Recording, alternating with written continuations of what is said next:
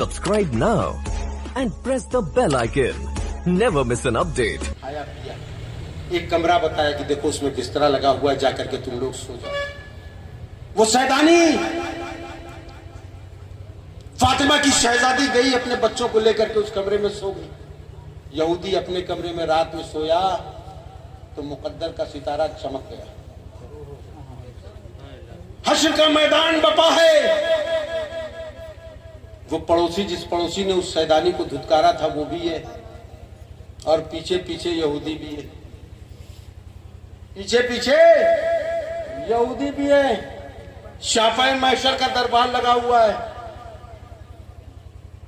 ये गुलाम मुस्तफा उम्मती वो सेठ सरकार की बारगाह में पहुंचता है। या रसूलल्लाह मैं भी आपका उम्मती हूँ, बहुत परेशान हाल हूँ, या रसूलल्लाह बख्शिश का परवाना अता किया जाए, मैं आपका उम्मती हूँ। कहा क्या सनद है, तू मेरा उम्मती है? क्या सनद है? ये यहूदी आगे बढ़ता है, कहता है या रसूलल्लाह मैंने आपके आल की खिदमत की थी, आपके आल की निस्बत का वास्ता मैंने अपने गुनाहों से तौबा कर लिया था। या रसूलल्लाह कहा तूने मेरे आल की खिदमत की थी, आ चल जन्नत की तरफ। तो इस आदत बजोरे बाजू नेस ताना बख्शत खुदाए बख्शिदा। सैयदना अबू दरदा रज़ी अल्लाह ताला अन्हु खड़े, सरकार फरमा रहे ए यहूदी जन्नत के बदले में उस खजूर के दरख्त को बेच दे मेरे हाथ। यहूदी कहा नहीं, मैं बहकाने में आने वाला नहीं, मैं धोखे में आने वाला नहीं, कुर्बान जाओ सिद्दीक आजम की सदाकत के ऊपर। सिद्दीक आजम आगे बढ़ते हैं, कहते या रसूलल्लाह मेरे माँ बाप आप पर कुर्बान, ये यहूदी मेरा फला बाग ले ले जिसमें हजारों खजूर के दरख्त, हजारों खजूर के दरख्त है, और सारे दरख्त खजूर के खोशों से लदे हुए, खजूरें सब पकी हुई है बिल्कुल। और या रसूलल्लाह उसमें मिट्टी का एक मकान भी है, और या रसूलल्लाह उसमें एक मीठे पानी का कुआं भी है। ये यहूदी उस एक खजूर के दरख्त के बदले में वो पूरा मेरा बाग ले ले, वो मकान ले ले, वो कुआं ले ले। तो आपने जो कहा है जन्नत, वो जन्नत मुझे मिल जाएगी। जन्नती होकर के सरकार की जबान से निकली हुई जन्नत से कितनी मोहब्बत है। और हम लोग, मेरे आका फरमाते हैं सलातो मेराजुल मोमिनीन। बोलो भाई, कहा है ना सरकार ने, क्या कहा है? नमाज मोमिनों की मेराज है। किसको सरकार के हुक्म से मोहब्बत, सरकार के फरमान से किसको मोहब्बत है? मेरे अजीजों जरा गौर करो, आज हमारी हालत क्या हो गई है, हम कहां पहुंच गए। मेरे एक मुरीद ने घर बनाया, क्या हुजूर आपके गुलाम ने बड़ी मेहनत और मशक्कत से बंबई दिल्ली खट करके मकान तैयार किया, और जब तक उस मकान में आप कदम नहीं रखोगे मैं नहीं जाऊंगा। आप कदम रख दोगे मकान बाबरकत हो जाएगा, जो भी बला है वो सब दूर हो जाएगी। मैंने कहा ठीक है भाई, बहुत बढ़िया, तारीफ दे दिया। तो हुजूर एक छोटी मोटी मिलाद भी करूंगा। हमने कहा छोटी मोटी मिलाद नहीं, मिलाद तो मिलाद होती है, मिलाद तो मिलाद है, जिक्र मुस्तफा है। कहीं भी हो, किसी भी अंदाज में हो, रब को पसंद आ गया, मुस्तफा जाने रहमत की बख्शिश से कबूल हो गया। कभी मिलाद को छोटी बड़ी मत कहना, मिलाद तो फिर मिलाद, उसी मिलाद के सत्ते में ये मिलाद है, उसी मिलाद के सत्ते में ये जमीन और आसमान, ये चांद और सूरज है, ये सितारों की अंजुमन है, ये दिन और रात है, उसी मिलाद के सत्ते में। मेरे आका फरमाते हैं, सिद्दीक फरमाते हैं या रसूलल्लाह क्या जन्नत मुझे भी मिल जाएगी? सरकार फरमाते हैं बेशक, इसमें क्या शक है, वो जन्नत तुम्हें मिल जाएगी। तो कहा या रसूलल्लाह फिर सौदा पक्का किया जाए उस यहूदी से, पूछिए आप उस यहूदी से कि मेरा वो बाग ले ले जिसमें हजारों खजूर के दरख्त हैं और खजूरों से लदे हुए हैं, सब खजूरें पक गई हैं, वो मकान भी ले ले, वो कुआं भी ले ले। सरकार यहूदी को मुखातब करते हैं, यहूदी मेरा सिद्दीक जो कह रहा है उसका फला बाग ले ले तू, उसमें मकान भी है, मीठे पानी का कुआं भी है, तो क्या उसके बदले में वो एक खजूर का दरख्त तू मुझे दे देगा? अब यहूदी का दिमाग खनकता, कहता बाप रे बाप, ایک کھجور کے بدلے میں، ایک کھجور کے درخت کے بدلے میں اتنا بڑا باغ. میرا تو لاٹری کا ٹکٹ کھل گیا، میں تو مدینے کا سب سے مالدار آدمی ہو گیا. کل مدینے کے مالداروں میں میری بھی گنتی ہوگی، میرے غلام ہوں گے، بہترین مکان ہوگا، کئی گھوڑے ہوں گے، اونٹ ہوں گے، خچر ہوں گے، پالکی ہوگی، کئی غلام کندھا دے کر کے مجھے لیتے ہوئے ادھر سے ادھر، ادھر سے ادھر پھریں گے. آگے بڑھا، کہاں ہے محمد؟ یہ سودا مجھے منظور ہے. کیا وارے کھجور کا درخت، تو مقدر کا سکندر ٹھہرا، تو کہیں جانے والا تھوڑی ہے، تو میرے آنگن میں رہے گا. وہ تو ابو دردہ تھے نا، کھجور ان کے آنگن میں گرتی تھی، لا کر کے دے جاتے تھے. ارے جو میرے آنگن میں کھجور گرے گی وہ میں کھاؤں گا، جو ابو دردہ کے آنگن میں گرے گی ابو دردہ کھائیں گے. وہ تو ابو دردہ کا ایمان تھا نا، ان کا عشق تھا، ان کی محبت تھی، ان کا ایمان تھا، میرا تھوڑی. میں تو یہودی ہوں. اور میرے بارے میں تو فرمایا گیا نحن ابناء اللہ واحباؤہ، ہم اللہ کے بیٹے اور اس کے پسندیدہ ہیں. اگر یہ نہیں جانتا تھا کہ قرآن پاک میں یہ بھی آیا کہ الذین یعرفونہ کما یعرفون ابناءہم، اے محبوب یہ آپ کو ایسے ہی پہچانتے ہیں جسے اپنی اولادوں کو. مگر یہود بڑا فتنہ پرور ہوتا ہے. ٹھیک ہے یہ سودا منظور ہے. صدیق اعظم نے کہا یا رسول اللہ جب یہ سودا منظور ہے تو تحریر ہو جائے. تحریر ہو گئی صاحب. صدیق اعظم کا باغ لے لیا. وہ ایک کھجور کا درخت جو ہے صدیق اعظم کو مل گیا. صدیق اعظم پھر آقا کی بارگاہ میں آگے بڑھے، کہا یا رسول اللہ وہ کھجور کا ایک درخت جو ہے میرے بھائی ابو دردہ کو میں اپنی طرف سے تحفے میں پیش کر رہا ہوں. بولو بھائی، ہمارا اور آپ کا یہ کردار ہے، ہمارا اور آپ کا یہ طریقہ ہے. بولو بھائی، کائے چپ ہو رہا ہے؟ نہیں نا، تو بناؤ. دے لیا. دن بھر مدینے کے بازار میں وہ یہودی گھومتا رہا، ہوٹل ہوٹل، گھر گھر، بازار بازار. آج تو معاذ اللہ محمد کو ہم نے بیوقوف بنا دیا، ٹھگ دیا میں نے. معاذ اللہ ایک درخت کھجور کے درخت کے بدلے میں پورا باغ مل گیا مجھ کو. میں تو مدینے کا مالدار ہو گیا، دھنا سیٹ ہو گیا، ایسا ہو گیا ویسا ہو گیا. دن بھر پورے مدینے میں ادھر ادھر گپاسٹک کرتا رہا.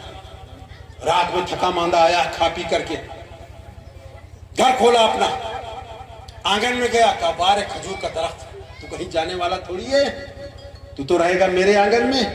جو ابو دردہ کے گھر میں گرے گی وہ ابو دردہ کھائیں گے، جو میرے آنگن میں گرے گی میں کھاؤں گا. تجھے کوئی اکھاڑ کے لے جانے والا نہیں، کاٹ کے لے جانے والا نہیں. مگر وہ نہیں جانتا تھا کہ عدل کرنے والا کون ہے، انصاف کرنے والا کون ہے وہ نہیں جانتا تھا. حاکم کون ہے وہ نہیں جانتا تھا. جسٹس کون ہے وہ نہیں جانتا تھا. اس حاکم سے پہلے کوئی حاکم نہیں، اس عدالت سے پہلے کوئی عدالت نہیں، اس جسٹس سے پہلے کوئی جسٹس نہیں، اس انصاف سے پہلے کوئی انصاف نہیں. رات میں سویا یہودی خراٹا مارتا ہوا، صبح اپنے وقت پہ آنکھ کھلی، منہ دھویا، جیسے ہی آنگن کے دروازے کی کنڈی کھولی، پیر آنگن میں رکھا، نگاہ اٹھایا تو منہ کھلا کا کھلا، آنکھ پھٹی کی پھٹی، پورا بدن کانپ گیا. رات میں وہ کھجور کا درخت جو اس کے آنگن میں کھڑا ہوا تھا سرک کر کے ابو دردہ کے آنگن میں کھڑا ہوا ہے. اللہم صلی علی سیدنا مولانا محمد وعلی آل سیدنا مولانا محمد وبارک وسلم. صلاۃ و سلام علیک یا رسول اللہ یا حبیب اللہ. کی محمد سے وفا تو نے تو ہم تیرے ہیں. ارے یہ جہاں چیز ہے کیا لوح و قلم تیرے ہیں.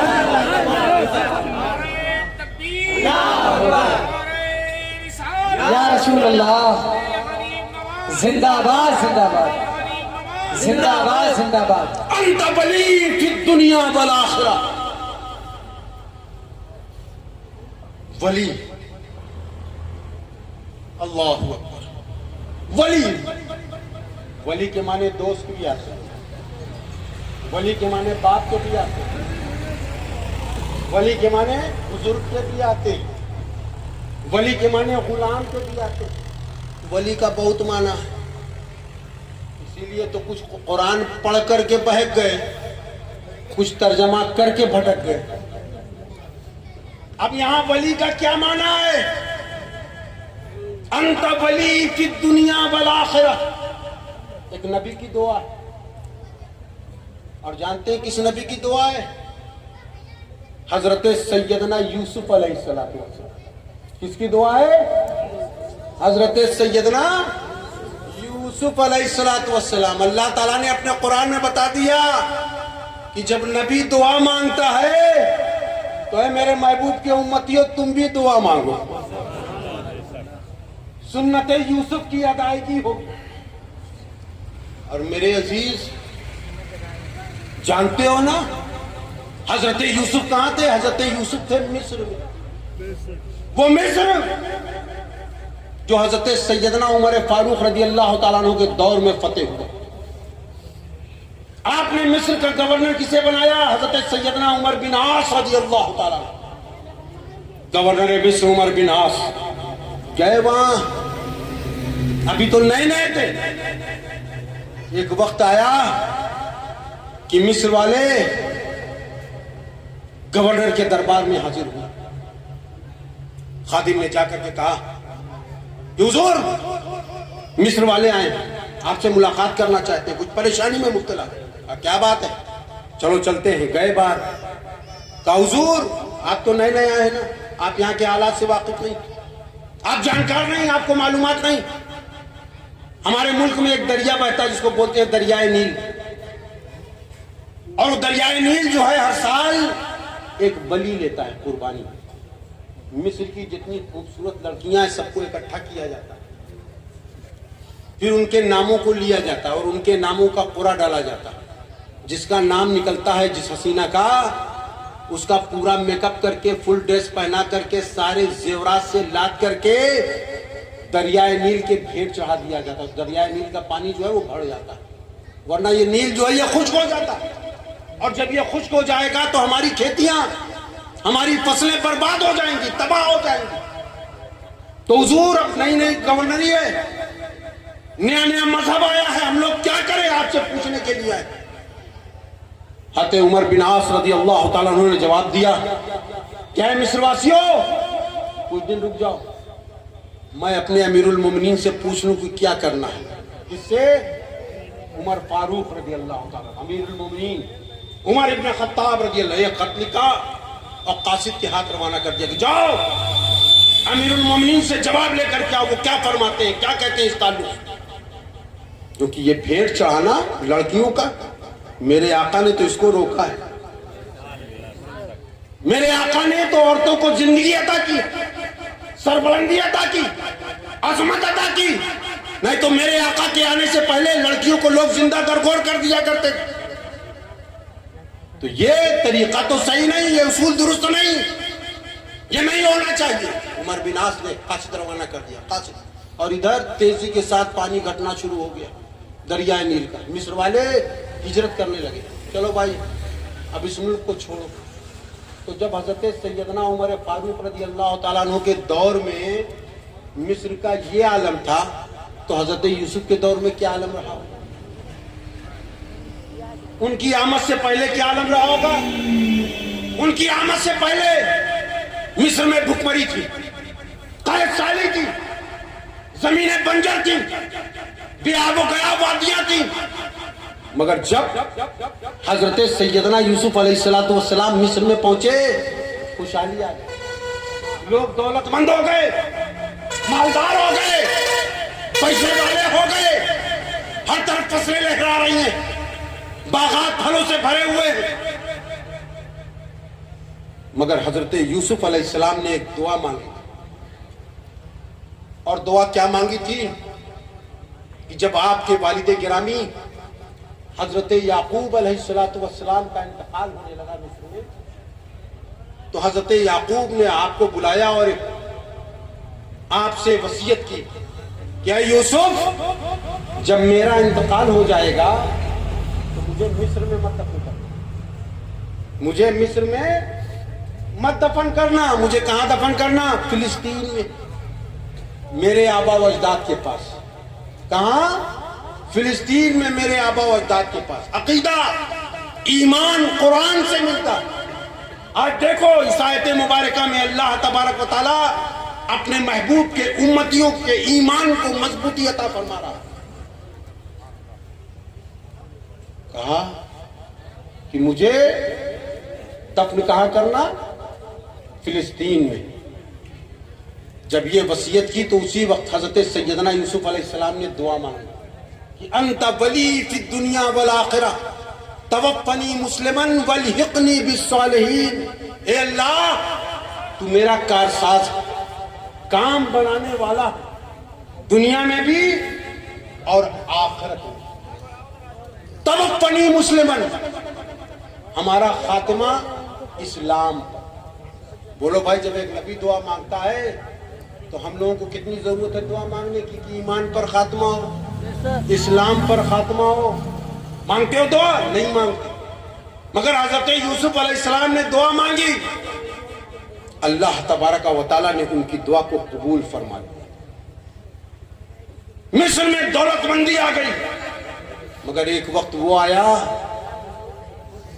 کہ اللہ تبارک و تعالیٰ کا پیغمبر حضرت یوسف کے پاس پہنچا کہ اے یوسف، اب آپ کی زندگی کا یہ آخری وقت ہے. روح قبض ہو گئی، روح قبض ہو گئی. پورے مصر کے قبیلے سب اکٹھا ہو گئے. لوگ کہنے لگے اے لوگوں دیکھو، حضرت یوسف کے آنے سے پہلے مصر میں تباہی تھی، بربادی تھی، غریبی تھی، بھوکمری تھی. حضرت یوسف کے آنے کے بعد ہم مالدار ہو گئے، فصلیں لہلانے لگی، باغات پھلوں سے بھر گئے.